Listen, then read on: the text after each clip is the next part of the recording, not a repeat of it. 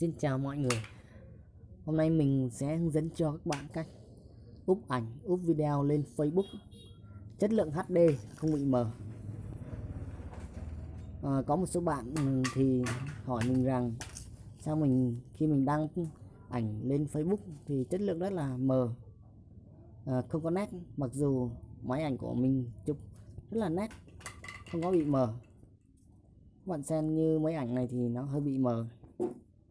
Vậy phải làm sao để hôm nay mình sẽ hướng dẫn cho các bạn cách cài đặt để các bạn đăng ảnh, đăng video lên Facebook chất lượng HD không bị mờ, chất lượng gốc. Các bạn làm theo mình vào Facebook.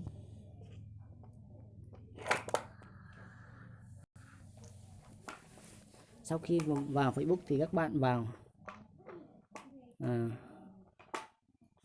phần cài đặt, các bạn kéo xuống, các bạn vào phần cài đặt,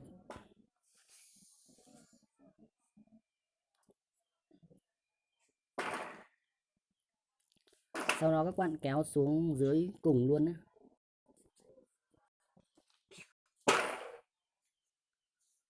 Ở chỗ phương tiện và liên hệ, các bạn thấy quản lý ảnh, video và âm thanh, các bạn ấn vào phương tiện và liên hệ.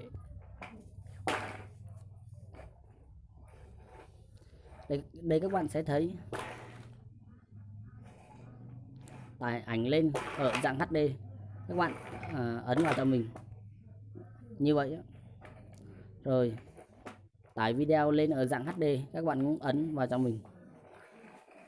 Như vậy là các bạn sẽ tải ảnh lên hoặc là tải video lên chất lượng HD sẽ không bị mờ, không bị mờ nữa, rất là nét luôn. Mình mở vài ảnh của mình cho các bạn xem. Đây, ảnh của mình rất xấu nhưng mà chất lượng nó nét nè, đó,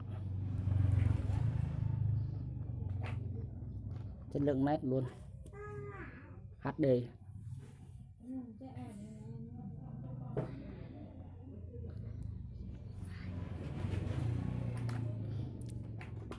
Như vậy là mình vừa hướng dẫn các bạn cách cài đặt Facebook xong.